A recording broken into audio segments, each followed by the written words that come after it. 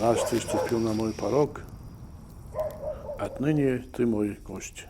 Будто ты не в курсе, что в такое время гостей не бывает. Я не вправе нарушать наши древние обычаи. Ты мой почетный гость. Ты ведь догадался, что я совершил? И все равно считаешь меня гостем? Законы гостеприимства не задают вопросов. Под моей крышей тебя никто не тронет. Отбрось тревоги. Но помни, будучи гостем, ты должен нести лишь добро.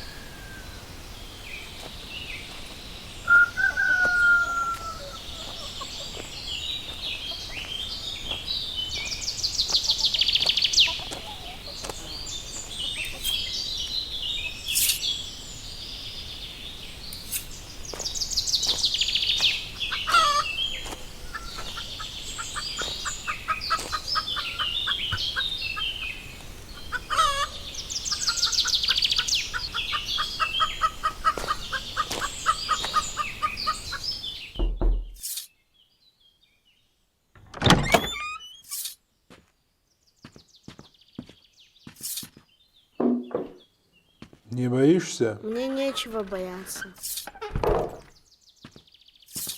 Ты глупец, как и твой отец. Я вошел в его дом, а он даже не спросил, чья кровь на моих руках. Потому что он знает. Правда? А ты, я смотрю, страх потерял. Страх — это цепь. Творец не создавал нас рабами страха.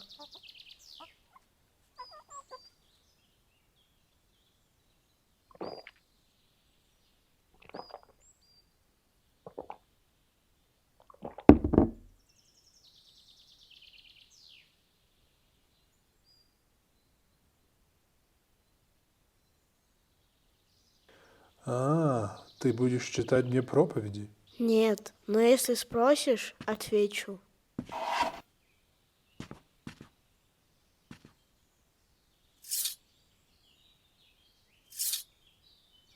Ну и что мне скажет твой Бог?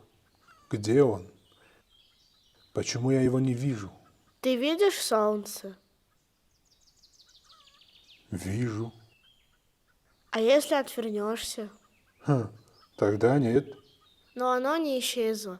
Оно все равно согревает землю, даже если ты отрицаешь это. Так и Бог. Ты можешь не видеть Его, но Он есть. Если он есть, почему в мире столько зла, войны, смерть? Разве для твоего Бога это добро? Огонь греет, но если сунешь в него руку, обожжешься. Разве виноват огонь? Но зачем тогда ад?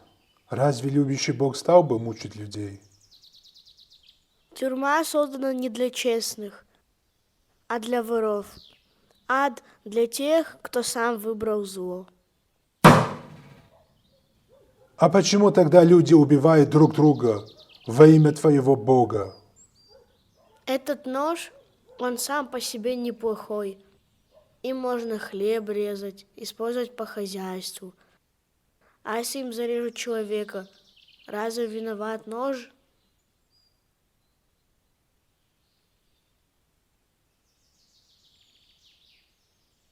Виноват тот, кто держит его. Так и вера. Творец дал нам руки, и мы сами выбираем, что ими держать. Что твой Бог говорит тем, кто уже сделал свой выбор? Главное — искренне раскаяться. и стараться больше не грешить. Пока человек дышит, он может вернуться.